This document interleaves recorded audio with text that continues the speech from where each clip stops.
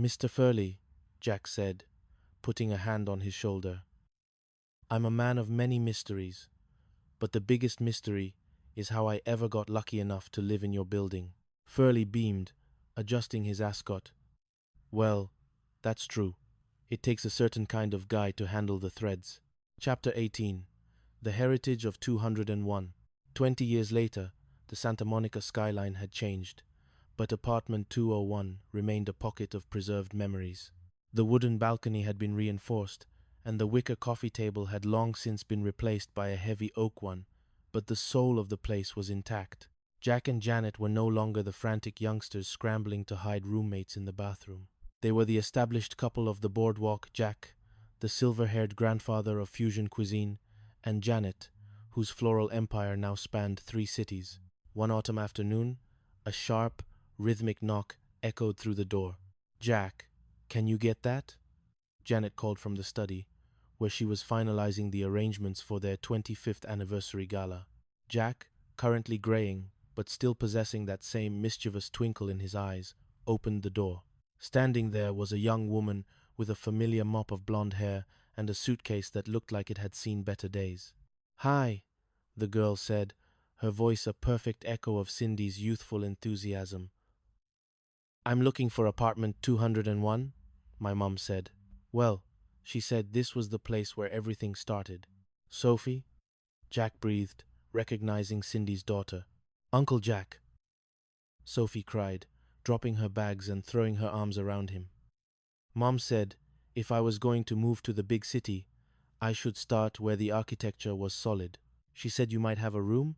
Jack looked back at Janet, who had appeared in the hallway, her face lighting up with joy. He then looked at the extra bedroom, the one that had once been Cindy's, then a study, and was now essentially a guest suite. "Well," Jack said, a slow smile spreading across his face, "there is a catch, Sophie. We have a very strict set of rules in this house." "Rules?" Sophie asked, looking a bit nervous. "First," Janet said, stepping forward and hugging her, "no pen pals from up north. And second, if you ever run into a man in a lime green leisure suit, though they're mostly in museums now, you feed his turtle. No questions asked." Sophie laughed, the sound filling the apartment with a vibrant, new energy. As she began to unpack, Jack and Janet stood on the balcony, watching the Pacific. "Here we go again," Janet whispered, leaning her head on Jack's shoulder. "Not quite," Jack said. "This time, the truth is already moved in. We're just adding a new wing." Chapter 19. The Masterclass. The anniversary gala for Tripper's Table was the event of the decade. The boardwalk was closed off, and a massive tent had been erected, filled with the scent of lilies and slow-roasted duck.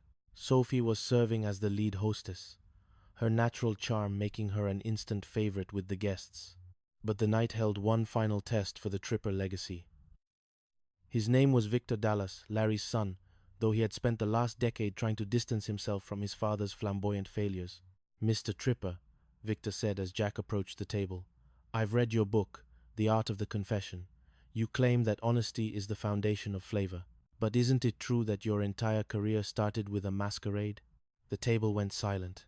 Janet tightened her grip on her wineglass.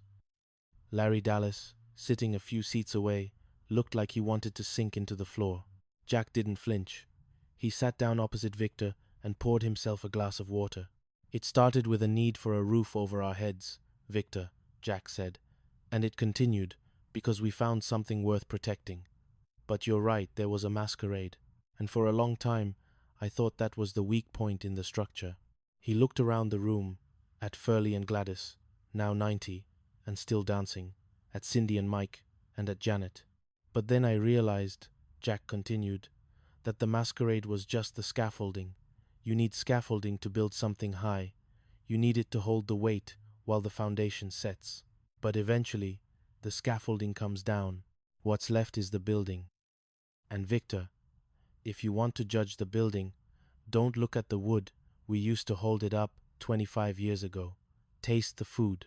Jack signaled to the kitchen. A plate of simple, perfectly seared scallops was placed before Victor. "No fireworks," Jack said. "No atmosphere machines. Just the truth." Victor took a bite. He closed his eyes. The room held its breath. It's balanced, Victor whispered, his sharp edges finally softening. He looked at his father, Larry, who was beaming with pride. For the first time, the Dallas legacy and the Tripper legacy found a common ground, not in a lie, but in the simple, undeniable reality of a well-cooked meal. Chapter 20. The Vow Revisited. The final guests had departed, leaving the boardwalk to the quiet company of the moon and the tide. Jack and Janet walked back to apartment 201, their hands entwined, their steps synchronized by decades of shared rhythm. They didn't turn on the lights. They didn't need to. They knew every inch of their home by heart. They sat on the sofa, the same spot where Jack had once tried to see how Lisa Page looked on the sofa, and watched the waves. 25 years, Janet said, her voice filled with a quiet wonder. And we're still standing, Jack added. No weak floorboards, no sinking building. Jack? Janet turned to him, her face illuminated by the silver moonlight. Do you ever miss it? The scramble, the frantic hiding, the pen pals? Jack thought for a moment. He thought of the laughter that had been fueled by fear, and the intimacy that had been forged in the fire of shared deception. I miss the energy of it, he admitted, but I wouldn't trade the peace we have now for all the soufflés in the world. Being honest with the world was the hardest thing I ever did, Janet. But being honest with you, that was the easiest. He leaned in, and the kiss was no longer a promise of a renovation.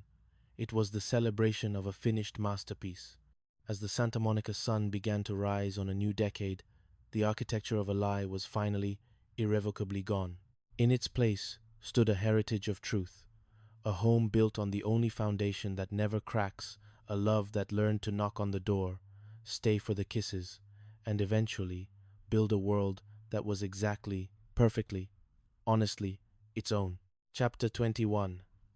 The Beaumont Journal. The morning after the anniversary gala was draped in a soft, coastal fog.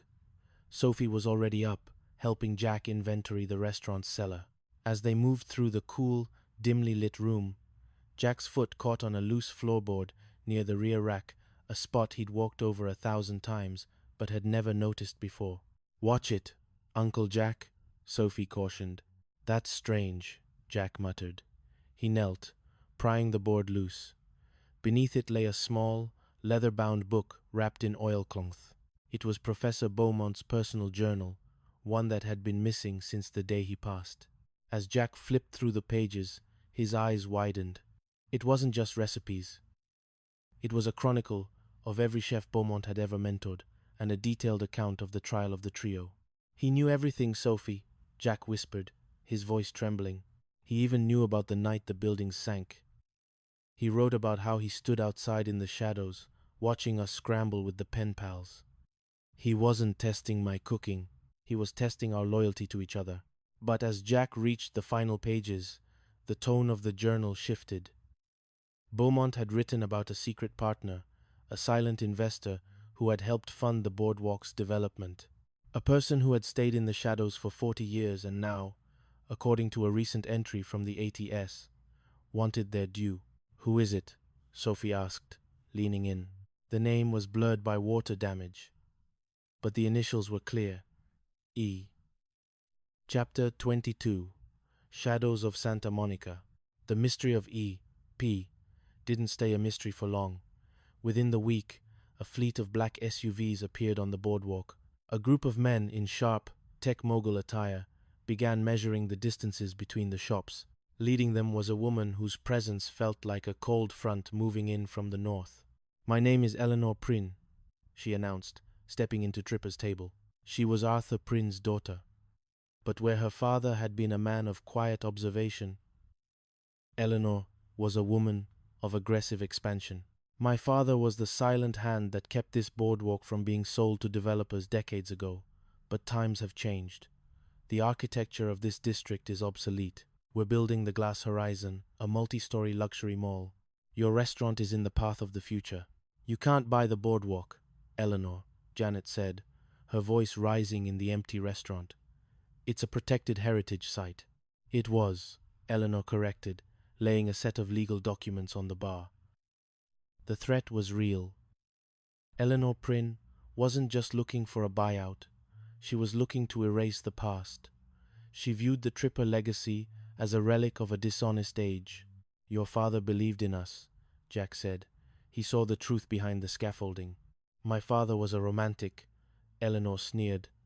"I'm a realist, and the reality is, your lease is now in my hands. I'm offering you a graceful exit. If you refuse, I'll deconstruct this place until there isn't a single brick left of your truth." Chapter 23. The Secret Ingredient. The battle for the boardwalk became a Santa Monica legend. Jack, Janet, and Sophie refused to back down. They rallied the old neighborhood, Larry Dallas, Cindy, even the grandchildren of the regulars who had once frequented the Regal Beagle. But legal battles are won with documents, not memories. Jack pored over the Beaumont Journal every night, looking for the secret ingredient that could stop the demolition. "Sophie, look at this," Jack said at 3 a.m. on the eve of the deadline. He pointed to a faint sketch in the back of the book, a blueprint of the original building foundations.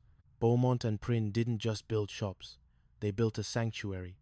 "Look at the shared wall between apartment 201 and the restaurant." Sophie looked closer. "It's not just a wall, Uncle Jack. It's an arch. A structural arch that spans the entire block. If you remove the restaurant, the entire residential building above it, the one that's actually a designated landmark, will collapse." And Arthur Prynne knew that. Janet realized. Joining them, he made sure that the legacy of the people was literally woven into the stones of the building. To tear down the restaurant is to destroy a landmarked residence. Eleanor Prynne had overlooked the physical architecture in her pursuit of the financial one. Chapter 24. The Architecture of Destiny. The final confrontation took place on the boardwalk, under the eyes of the city council and a crowd of hundreds. Eleanor stood with her demolition crew, ready to give the order. "Stop!" Jack shouted, stepping forward with the journal and the blueprints. He explained the structural integrity of the arch.